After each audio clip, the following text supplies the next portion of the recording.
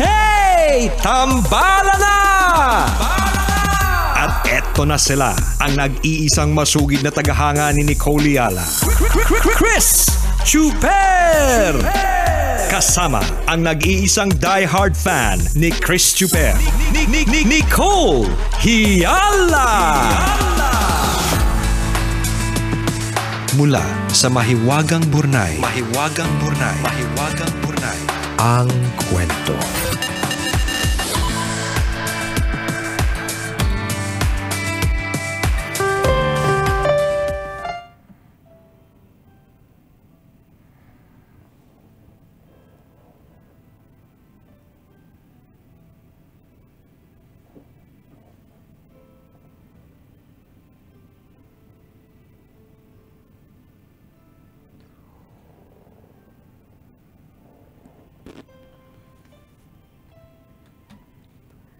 Dear Nicole and Chris, itago niyo na lang ako sa pangalang Melissa, tambalanista since 2018. Salamat dahil may podcast na kayo. Tuwing gusto ko kayo mapakinggan, anong oras man o kahit saan, pwedeng-pwede. Gaya ng maraming naniniwala at nagtitiwala sa inyo. Sumulat ako sa pag-asang mabibigyan ninyo ako ng payo. Hindi ko kasi alam kung kanino isasangguni ang problema ko. Government employee ang asawa kong si Aris. Looking back, matagal kaming naging mag-boyfriend bago nagpakasal. Kahit kasi handang-handa na ako at atat na, hindi pa daw siya ready. Takot na lang siguro na mapagod ako ng kahihintay at tumanda siya mag-isa, kaya kahit feeling niya hindi pa siya handa, nagpakasal kami. Ngayong kasal na kami, may panibago naman akong issue.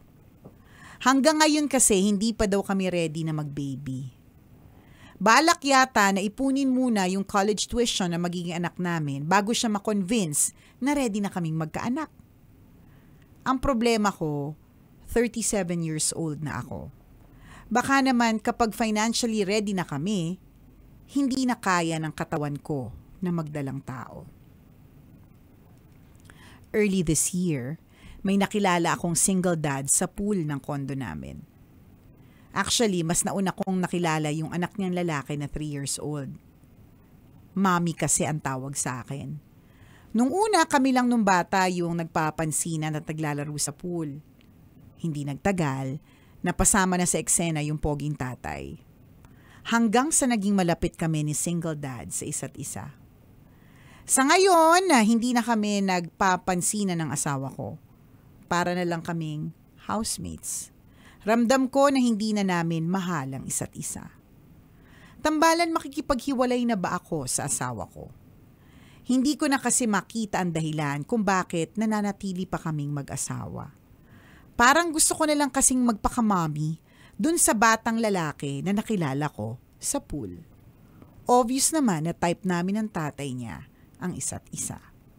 Salamat sa inyong payo, ang inyong tambalanista, Melissa.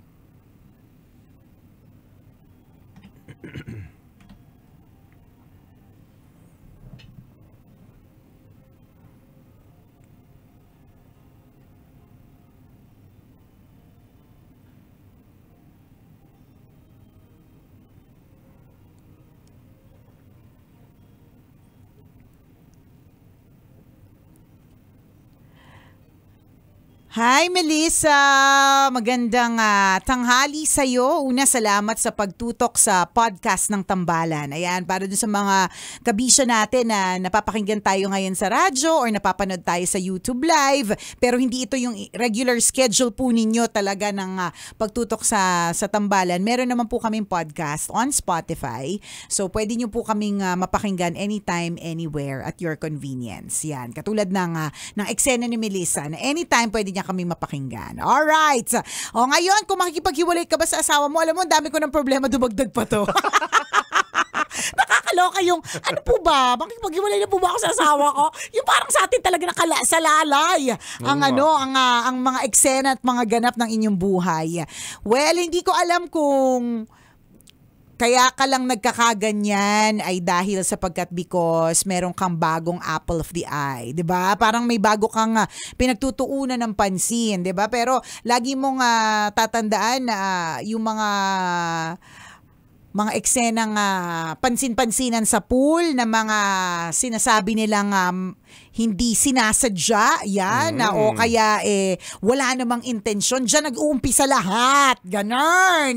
So hindi ko alam kung kaya ka biglang ganyan sa asawa mo na cold ka kasi meron kang na-meet na somebody or talagang napakalaking issue dito yung gusto mo magkaanak pero ayaw pa ng asawa mo. Kasi malaking ano din talaga to malaking factor kasi may mga ibang mga tao na nagpapakasal sila just because they want a companion. Pero meron talaga mga iba na kaya sila nagpapakasal kasi gusto nilang bumuo ng pamilya. At feeling ko dito kay Melissa, gusto niya ng ganun. Hindi alam mo, sabi mo, nakausap mo na ba yung asawa mo? Sabi mo, mapag-usap kaya tayo dun sa mga taong yung alam mong hirap sa buhay pero ang anak 15, ganon.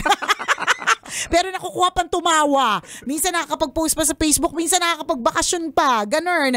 Feeling ko kasi kailangan lang maintindihan ng asawa mo na hindi, feeling ko walang masasabi mong ready ka na. Kasi kahit yung mga financially stable, magugulat sila na pagdating ng baby, hindi pa pala sila ready.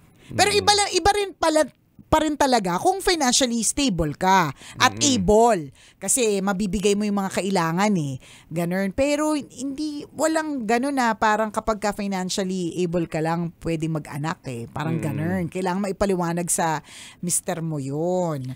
Feeling ko kaya ka lang nagkakaganyan kasi may ibang may biglang bumabaling yung attention pero mas kailangan mo i-focus yung ano yung pwede ninyong gawin pang mag-asawa para maayos yan. Totoo. Ganun. Correct. Tandaan, ang tukso, hindi naman never dumadating na itsurang parang inapakan ng inapakan na pupo Ang tukso dumadating siya sa poging lalaking single dad na patambay-tambay sa pool. Yung diba? maglalaway ka. Correct. Yung matatakam ka. Totoo. Yung may anak na mami-mami ang tawag sa'yo. Kasi ganyan yung gagawin ng tukso, ganyan ang gagawin ng evil Diba? Nako. Talagang gagawin niya yung best niya para to kill, steal, and destroy. Ganon.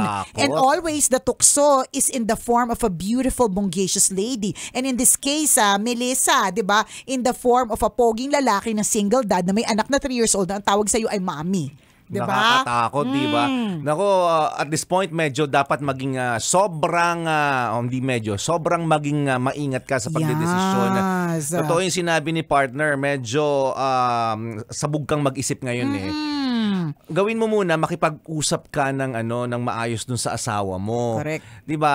Ano ba talaga yung sinabi niya sa iyo? Hindi pa siya handa or hindi daw. pa kayo handa? Ano yung dapat yung paghandaan? Baka naman pwedeng gawaan kung ano man yung paghandang ginogol niya. 'Di ba? At ginogol ninyo. Para mapabilis yung paghahanda. 'Di ba? Kasi mag-asawa kayo, tulong kayo dapat. Sige, ano yung goal natin para mapaghandaan kung ano man yung ano yung steps natin para mapaghandaan kung ano man yung tina-target natin na goal. 'Di ba? Mag-ipon muna, di magtrabaho tayo. 'Di ba? Magtrabaho tayo ng mas marami para mapaghandaan kung ano man yung pangangailangan ng mga anak natin. Hindi namin alam, kayo mag-uusap Pero, kayo yung magse-set. Ang pwede nyo gawin, mag-set kayo ng timeline. Kasi meron, ang sinasabi nito ni Melissa, may timeline din yung katawan. Totoo naman, iba po ang katawan ng 25-year-old sa isang 37-year-old. Pero sa teknolohiya po ngayon, posible na yan. Diba? Huwag ka na rin mag-alala masyado tungkol dyan. So pag-usapan nyo yan, ako, for me, pangit na desisyon yung hahanap ka ng solusyon sa ibang tao. Yes. Kasi yun yung strategy mo ngayon. And for me, that's a very wrong decision. Correct. Bakit ganun? May problema ka sa asawa mo, hahanap ka ng solusyon sa iba? Sure ka ba na masusolusyonan ng problema mo sa iba? Tingnan mo yung malay mo ayaw din ng lalaki ng ganyan kasi may anak na siya, hindi mo alam yun na ayaw ko na magdagdagan pa yung anak ko. Oo, totoo. May sinabi siya Ano ba yung sinabi niya dun sa dulo? Ang parang sinabi niya, obvious naman na type namin ng isa't isa. So, ibig sabihin, wala pa man lang confirmation. Ayun obvious naman na type namin ng tatay niyang isa't isa. So, wala pang confirmation. Dun ka pa lang sa obvious naman na type niya ako. Naku, ang dami na pong namatay sa maling akala. Lahat yan, illusion conception mo pa lang. Sa true. Wala naman pagtatapat eh. Correct. Wala, nag-usap ba kayo, hiwalayin mo yung asawa mo at liligawan kita, Tama. aanakan kita. Wala namang ganun ah. Ikaw na talaga ang mami-mami nitong 3-year-old na to. Walang ganun. O ang ano Malay mo pa, statement mo. joke lang yun, di ba? May mga Alam mo, ganyan pwede ka mo maging mami ng anak ko. Oo. Naku, sayang kung may mami lang yung anak ko. Mga ganun parinig sa Ikaw- lalaki. o kaya- Hindi naman ano yun Hindi naman, may mga Hindi- lalaking hindi bago ganyan. yun, Correct, may mga lalaking paasa. Oo. Diba? Tsaka tingnan mo, anong moments ninyo sa may pool area? Hanggang kailan ka tatambay dyan, di ba? Ang init-init, dyan ka lagi. See? Yung wala ng tao sa gilid ng pool na iwan ka mag-isa. Andiyan ka kasi hoping ka. Hoping ka na dadating yung pogi lalaki may 3-year-old na gusto kong imami-mami. Di ba? There's not even a confirmation that there's na meron kayo. Correct. So walang assurance na masusolusyonan ng problema mo kung papatol ka sa iba. Okay, hindi magandang habit yung ganyan. Na every time na magkakaroon ka ng problema sa asawa mo, ay hahanap ka ng solusyon sa ibang lalaki. Tama. That's not a good move. It's a very wrong move. Wag mong gagawing habit 'yan. Correct. Kasi walang kasiguruhan na pag pinatulan mo yan, wala ka ng problema. Baka nga mas malaki pa yung problema mo dyan eh. Tama. Diba? So maging maingat ka. Ito, second question, ano yung grounds mo para iwanan yung asawa mo? Kasi hindi pa po prepared yung asawa ko na magkaroon kami ng anak. Diba? Ano yun eh? Ano yan sa batas? As a lawyer? Bagay na... As a lawyer, ano sa batas? Ang ano? Tinatamad ako magano. Tinatamad ka mag-isip. Kasi anong reasonable grounds mo para iwasan, para 'di ba hiwalay yung asawa mo? Sasabihin mo na hindi pa daw kasi handa yung yung hobby ko na magkaroon kami ng anak eh. 'Di ba? Kung sapat din naman yung dahilan ng lalaki at hindi pa talaga siya ready, bakit mo pipilitin? Kung ganyan, that's so selfish of you. Ang iniisip mo lang yung kaligayahan mo. Ang iniisip mo lang yung goal mo. Yung sarili mo mag-asawa lang. kayo. 'Di ba? So Ayan. kailangan pag-usapan yung dalawa. Ayan, napagalitan ka tuloy. Kasi naman atatatat to. Oo nga. Hindi, pero Diba? gets ko naman, partner, yung excitement niya. Baka sabihin naman ito si Melissa, siya tong super supportive sa atin, super kampi tayo dun sa asawa niya. Hindi sa ganon. Kaya lang, ang sinasabi lang din talaga natin is... Mag-ingat ka sa desisyon mo. Kasi tingnan mo, at saka yung sinasabi mong, sa ngayon, para na kaming housemates, we're cold. Kasi meron kayong meron kayong issue na hindi nyo sinusolve. Tapos ikaw naman ito, parang, ay nako, confirmation na cold kami sa isa't isa, tapos may namita ko na poging daddy, na single dad dito sa may pool sa condo namin, na confirmation na talagang maghiwalay na kami. Hindi ganon. Diba? Oo. May mga pagkakataon na mag-aaway talaga kayo mag-asawa, True, may mga Jen. cold moments kayo, may argument kayo, pero hindi laging dahilan yun na ayoko na, rason na to para humanap ako ng lalaki sa gilid ng pool. Hindi ganon. O kung saan mang senaryo naisip mo. Diba? Walang Tatambay ako sa ganon. gilid ng elevator kasi yung operator doon lalaki. Diba? Walang confirmation.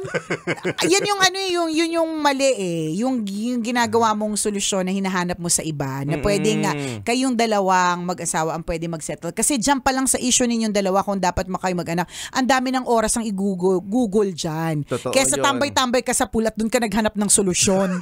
Diba? Ang gaan ang loob ko dun sa 3-year-old mami ang tawag sa akin. Asus, ate girl. Oo, nagpapantasya ka masyado. Sa true. Diba? Tsaka higit sa lahat, mag-asawa, pati pa kayo. So kapag ka may ganyan kang mga leaning towards sa hanap-hanap ka ng iba, ganyan, ang dami pang mga, basta ang daming sakit na ulo na naiisip namin. Samantalang kung isosolve ninyo kung paano ba, ano bang gagawin? Diba? Sabi nga natin kanina, partner, matindi na, high-tech na tayo ngayon. So pwede bang, di ba yung ginagawa ng iba, hindi ko lang alam kung how expensive it is or kung papaano or kung meron bang donation, drive or whatever. Kapag kayo pinifreeze yung mga eggs ng mga babae, di ba may gano'n na procedure ngayon? Marami sa amin sa ref namin. Madami din kami. Bakit? Isang Kayo tray. lang? Kami 3 tray. Matagal na yun na. Ngayon lang na-discover. Yung freezing ng eggs. Pwedeng gawin yun. Di ba may yung freezing ng eggs? Meron ako mga kilala, partner, na sa ngayon wala silang, ganyan na din yung age nila, nasa late 30s. Sa ngayon wala sila pang nahahanap na partner. Yung isa namang kakilala ko, walang balak maghanap ng partner, pero gusto ng anak. So ang ginagawa nila, pinapa-freeze nila yung kanilang egg cells. So para pag dumating yung panahon na ready na sila, merong pagkukunan habang bata pa sila. May ganong teknolohiyang kinemelatik. So, may ganong option. Hindi option na iwanan mo yung asawa mo para lang masatisfy yung gusto mo. Diba? Ganun. Wag masyadong selfish. Hindi laging kaligayahan mo lang yung iisipin mo. Tsaka alam mo, kung babalikan natin yung kwento mo, Melissa, hindi rin ready yung yung jowa mo magpakasal sa'yo, kaya lang atat na atat ka din, di ba? Parang kumbaga, although, doon naman din sa part nung asawa, hanggang kailan naman yung pagre-ready na yan? Yun yung pag-usapan nyo. Pag-usapan nyo, ano yung pwede mo magawa na matulungan siya para kung ano man yung preparation na gusto niya, na sinasabi niya, na pagre-ready, mas mapabilis. Di ba? Kasi kailangan mong ipaintindi din sa kanya na time is of the essence. Kasi you are 37 years old and kailangan makagawa kayo ng bata before you get 30. Before 40. Mga diba? ganun. So ipaintindi mo sa kanya yon. Kasi kung hindi mo kakausapin yan, wala ding mangyayari. Tingnan mo, sa halip na kausapin, tambay ka ng tambay sa pool ng kondo. Nagkakamelasma ka na niyan. Ano mo sa init. Baka na-imagine mo din yung naglilinis ng ng mga tuyong dahon doon, yung nagnenet sa pool. Ini-imagine mo na rin, tumitingin siya sa akin. Ito feeling na. ko talaga. Ganun. Totoo. Gusto niya akong tawaging, bata pa to, so gusto niya akong tawaging mami-mami. Diba? Tapos isip ko na naman senaryo sa isip mo. Teka, maglunod-lunuran kaya ako. Correct, diba? Tapos para kami mouth-to-mouth resuscitation. Ano kayang swimsuit ang gagamitin ko kapag naglunod-lunuran ako? Total cold naman kami sa isa't isa ng asawa ko. Correct Yun na lang ang gagawin ko. Hanap-hanap na lang ng solusyon sa may pool ng kondo, di ba? Huwag ganun. Talk to your husband. Napaka-importante ng open heart communication. Open heart surgery kung gusto mo. Ikaw, basta ang importante may heart. Nandyan yung puso mo. Yes. Ano lang yan it's a phase and it's obviously a big part of it kasi gusto mo talaga magkaroon ng anak. So, very valid naman yung nararamdaman mo. Actually, yung mga nakikita mong mga single na poging dad o kaya nagnenet na mga dahon sa pool, 'di ba? Kung titingnan natin yung ugat doon kasi yung desire mo talaga na magkaroon ng anak doon din ang galing So, at walang ibang pwedeng makasolusyon yan kundi yung sarili mong asawa. Correct. So, usap kayo, ha? So, ulitin namin, kailangan pa bang i-memorize yan? Basic. Huwag ka nang tatambay sa pool ng kondo. Makasalanan yan para sa'yo. Muli ako po si Nicole Yala. At ako naman si Cambio King Chris Chuper. Na nagpapaalala, walang matatag na relasyon sa malanding may determinasyon. Yun! Kailangan pa bang i-memorize yan? Love Radio Basic!